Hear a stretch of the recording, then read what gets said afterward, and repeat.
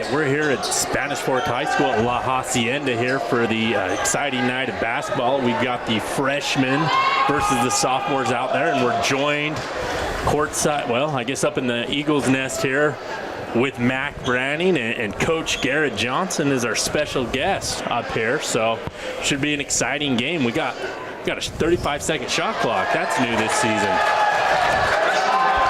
Yeah, it is. I'm excited about it. I'm excited about it. I don't think it's going to affect the game as much as people think. There are going to be certain teams that it'll affect, but we used it during the summer, and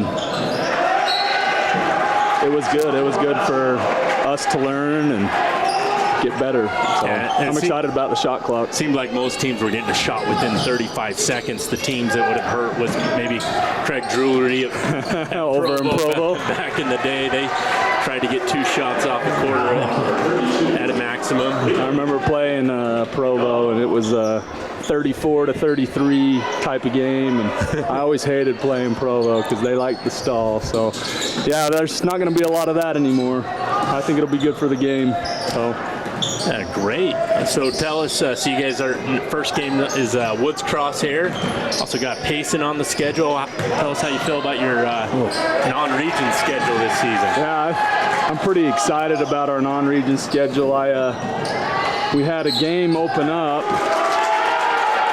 and I reached out to all the coaches, and Woods Cross was one of the first ones that reached out to play us, and I was really excited about it because they had a great season last year.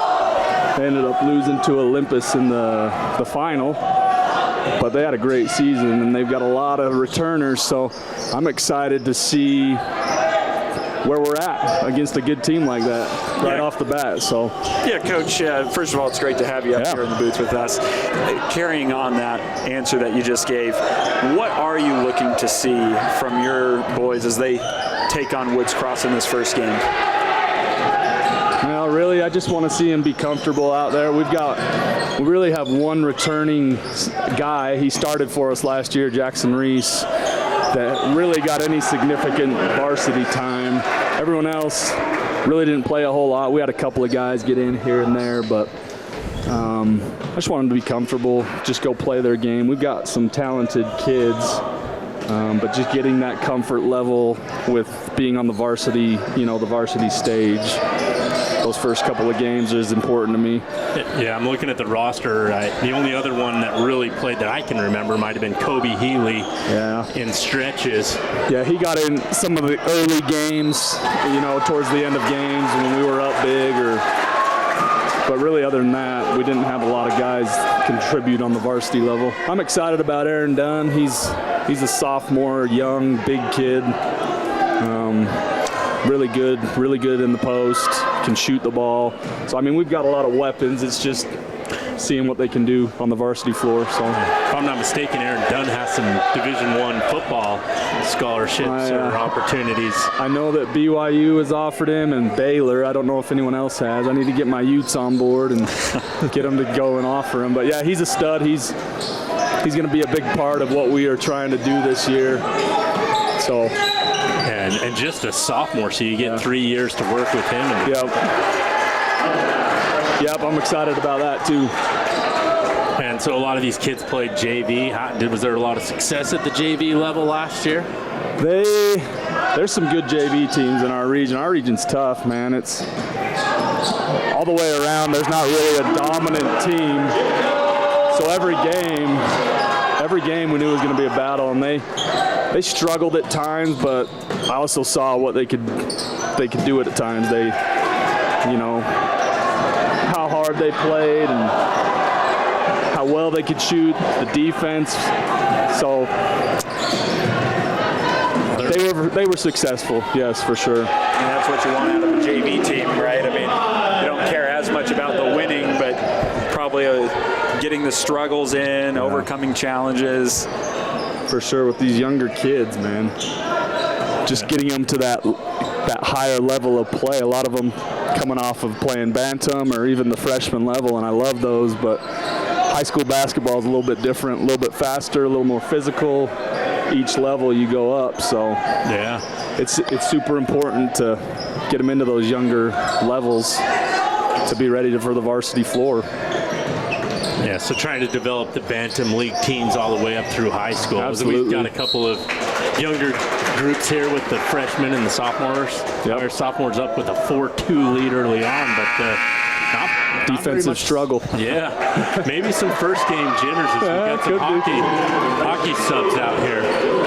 I'm excited about this freshman group too. They've got a lot of really good players. We actually had several come and try out and then end up going back down to the freshman level, but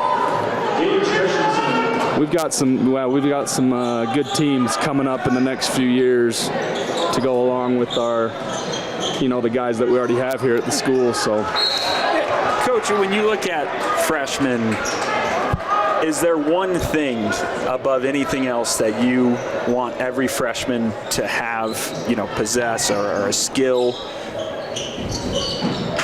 I mean, my biggest thing is I'm a defensive guy. I want us to get after it on defense. We're going to pressure people. We're going to make it hard for them. So if I had to say one thing, I would say you need to be able to play hard-nosed defense. Offense will come. You get your offense off of your defense if you can get stops and make it difficult for the other team. So, but when anyone comes and asks me what can I work on, it's not a great answer, but I always say, hey, you got to work on your all-around game because, that's what they need. It's never a wrong answer. Right. But they just want to work on their threes, right? They watch all Steph Curry and golly, who are unbelievable, but there's only so many people on the earth that can step back and shoot a three off balance. High school basketball, to me at least, is so much different. Whoever's going to score, it sounds stupid, but who's going to score the easiest baskets most of the time is going to win. So I preach layups, I preach mid-range. I know a lot of coaches don't like that. We've got a lot of good shooters that can shoot threes, but if we can get a layup, I'll take a layup. As a 6-2 game, still defensive battle is both teams maybe have some nerves out there. First game of this. Yeah, and this is probably a great experience for these kids to get out here in front of a little bit of a crowd. We got some later games going on. Yeah. The police is going to scrimmage, and we did that game last year. That was a lot of fun. Yeah, it's something that Coach Kunzler, Ryan Kunzler, when he was here, he started with the police. It's been a pretty fun tradition. They come out and they've got their antics, Last year they arrested one of our players and had him in cuffs. He was trying to play with cuffs on. They wrote a ticket one year to someone, so it's fun. They come and ham it up a little bit, but it's good experience for our kids too to play against. We got some good police officers that can actually play. So they could have arrested. They could have arrested someone a minute ago. We had a shot clock violation. How about that? Only a few minutes in. And I asked the freshman coach if he wanted to play with it, and they got to get used to it. So they're playing at all levels with the shot clock. Freshmen aren't playing with it this year, but all other levels, sophomore through varsity, are going to play with it. And that's got to be something I'm curious to see how many shot clock malfunctions, if that kind of disrupts the game, because it's going to be the first year that you guys are operating it. Have you practiced that, or leaving that up to somebody else? No, during practice, we got a couple of great managers that have been able to come and run a shot clock for us, and the varsity has been fine. We've been able to get our shots off with plenty of time left, but we've run the JV down 3 or 4 times, so it's just something they're going to have to get used to. Those younger levels didn't play with it during the summer. Most of the varsity tournaments and stuff we went to had the shot clock, so they're a little more used to it than the younger teams. So do you guys have any team goals that you want to accomplish this season? Absolutely. We always have different goals that we want to accomplish. One of ours is always we want to win region. That's you got to go game by game, obviously, but region is always a good goal of ours that we want, and I believe we had a great season last season, and hopefully we can build off that and take that next step of winning the region. That was exciting last year. Highland came in, you guys beat them in the playoffs and got a playoff victory here. Now pretty much everybody was making, I don't know, football they dropped it to 24. I'm not sure what they're going to do basketball-wise. Looks like the sophomores open up an 8-point lead here. We got a couple of freshmen out there. Well, great. Gage Christensen just hit that layup. He's a freshman that we pulled up. He's got a lot of potential. I'm excited for him. And then Tayson Gorham was in just a few minutes ago as well. One of the best ball handlers I've ever seen. He's just a freshman. So, and then like I said, this freshman group in the blue, man, we got 15 or 16 really good kids that could play. So it's exciting. That'll make it tough in a couple of years. Absolutely. When you got a couple of these kids. Absolutely. Cuts are never fun. I wish we could keep 50 kids, but unfortunately we can't. Yeah, I get that. So Salem Hills, Springville, they've won a couple of state titles that are in the region, but who's going to be some of the tougher teams this season? Ooh, I mean, like I said earlier, our whole region is pretty even. But Salem, Springville, I think we'll be right up there at the top with those two. Provo's definitely gotten a lot better. They got a new coach this year who's brought a little bit more excitement, it seems like. We played them in the summer, and, man, we had a really good game. We ended up winning, but it was a good game right down to the end. And Maple Mountain always plays hard. Wasatch is always tough, so it's hard to pick, someone, especially when you really haven't seen them play during the summer. Pretty even region. So the answer is anybody, right? It's wide open, that's for sure. I believe it's wide open. Any given Tuesday and or Friday. Absolutely. And we saw a little bit of that last season as well. Yeah. Springville got off to an early start, but it seemed like Salem kind of caught up towards the end. Yeah, Salem lost their first region game last year and then won the rest of them. So just like you said, any given Tuesday or Friday, depends how you're playing.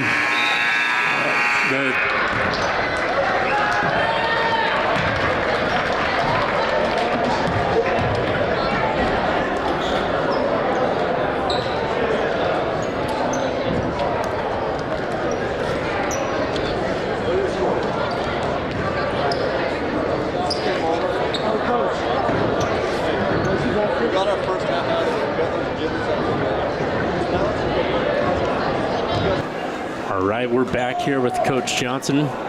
Second half here as the sophomores are leading the freshmen 15-6. Offense has started to get going a little bit there at the end of the first half. We were sitting at 4-2 for the first 5 minutes or so. Yeah, I think you're right. There was some first game jitters. That's a good thing about this night, too. They can get some of those out before they play Woods Cross on Tuesday. And so the format is still sophomore JV games before the varsity. It's been a few years since I've been in high school. Yeah, so sophomores usually play first, at least in preseason, then JV, and then varsity. Once we get to region, they actually switched it to JV plays first. Sophomores will be the second game, and then varsity finishes up at 7. And last year they'd have even, we got a little bit of a travel, but good call, Matty Ice. But last year they actually had the girls game before the varsity games in region, and that brought a little bit of excitement. A few kids might have been there a little bit earlier, and it seemed like that presented a good environment for the start of the game. Hopefully we get some students showing up to the games a little bit more and more. It seems like the attendance year over year just drops. Yeah, it's great. It was great last year to have students back with that 2020 COVID season. We were able to play, but we had hardly anyone in the stands. It was weird, but it was good to have fans back in and pack this place. It was exciting. The girls, like you said, played before us in the main gym. They started doing that last year, and it's been awesome to have the fans show up for that game and then stick around for ours afterwards. So hopefully that can continue. Shout out to the Lady Dons. And Coach, in our brief break there, you mentioned that you love this gym. When you say that, what are some of the things that come to mind? Well, I got a lot of memories in this gym. I actually played for Spanish Fork from 2005 to 2007. We had Not that long ago. Not that long ago, no. And we, my senior year, we had a pretty dang good team. This place would be packed. There'd people standing along the walls, and we beat Lone Peak our first region game. They were ranked nationally. I think they were 11th or something like that. We beat them by a point in double overtime, and this place was rocking. So, I mean, just a lot of really good memories in here. That highlight is still on YouTube because Alan Huff, who's out sick tonight, has definitely showed me that clip 100 times just because he thinks that was his moment in the sun, I guess. I don't know, but it was a he had a pretty clip. good call. He did have a good call on that. And that was a great game, great team that year. Yeah, it was fun. We had a couple really good years, but that senior year of mine, man, we ended up losing to Riverton in the Final Four, and wish we could have got over the hump and beat them because it would have been another rematch with Lone Peak, and we were really the only team that year that could play with them. We beat them here and then lost at their place by about 5, and so Riverton ended up losing by about 20. At least it would have been a good game. Who knows if we would have won, but we would have given them a game. Yeah, ironic, we beat Riverton earlier in the year too, so any given Tuesday or Friday, right? Yeah, I went to Springville. I'm a little bit older than you. I went to the Roger Reed basketball camp here, but one of my first memories of coming to a game here was I think somebody let off a bunch of pigeons when we used to throw stuff at each other. I probably shouldn't say anything. I don't want to give kids any ideas, but those were some wild games against Spanish Fork in the 90s. So. We always had some good matchups with Springville and Payson. Springville now back in our region is awesome. Payson's not in our region. Hopefully we can get them back. I'm hoping we can get them back in the next few years because it's fun to play those type of games. I mean, obviously we've got Maple Mountain and Salem now, who's big rivals, but I still see Springville and Payson as the rivals, so I'm glad we could schedule Payson in our preseason. They're always fun to play against and tough. So yeah, traditionally a great basketball program over there as absolutely, well. Absolutely, yeah. They're always tough. They've always played great defense. So my head coach in high school was from Payson, Mark Bailey. Shout out to Mark. He ended up helping over in Salem for a while, and when they won their state title, he was an assistant on that staff. So he's one of the big reasons I decided to get into coaching. And he's a Payson Lion, so they know how to do it over there. That's for sure. We got our first time out here. The sophomores leading the freshmen 22-8, but. Yeah, it's I'm an underdog guy. I was hoping the freshmen would figure out a way to win it. They've fought hard, but this freshman team, they're going to have a good season. I'm excited about it.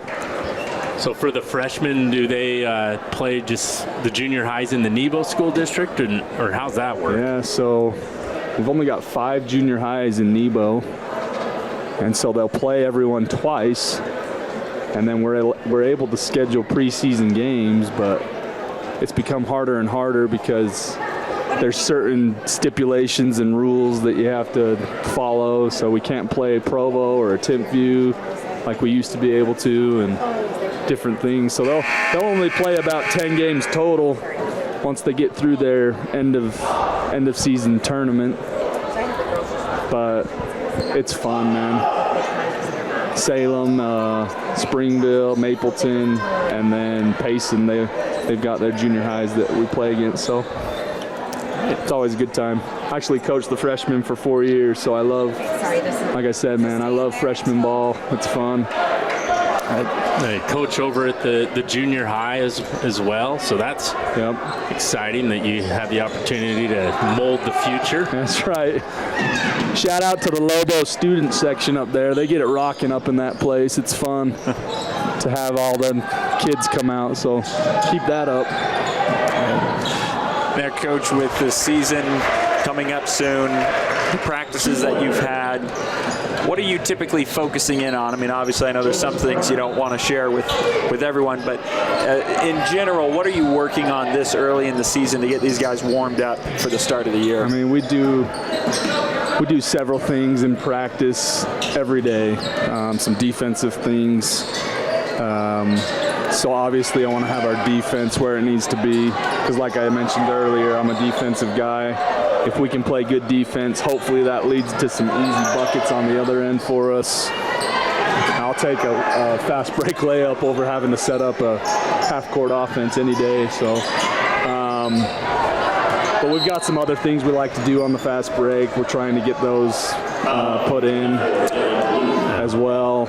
I mean, there's a lot that goes into the first week of practice. You're trying to get the sophomores comfortable with the system and different things like that. So, and last year it seemed like you guys looked a little more comfortable when you played in transition. Yeah. That's a reflection of me, I guess. I like to get out and run. I want to run, man. So we're going to run, and if we need to, we'll set something up. But we're looking to get something easy if we can. So if you can get the turnover, then you can get in transition and get the easy layup. That's a good way to win a lot of the games. And that's the way a lot of teams have gone. Not necessarily in high school, but if you watch college or the pros, they're trying to get transition looks before they have to set something up. You know, it's funny, Coach, you just said the one thing that the only thing keeping me from becoming an NBA All-Star was running. If it weren't for running, who knows where I'd be right now. Right. But, mine was genetics. I wish I was a little bit taller. I think that'd be great. Yeah. What I lacked in size, I made up with slowness, that's for sure. Well, hopefully the varsity doesn't run too much on the cops a little bit later, so we'll see how that goes. few three-pointers last 10 minutes, or this half, I think there's been a few. So three-point shooters warming up. Score's definitely been inflating a little bit here. As it's 27-11, the sophomores on top right now with about 3 minutes or so to go here in this second half.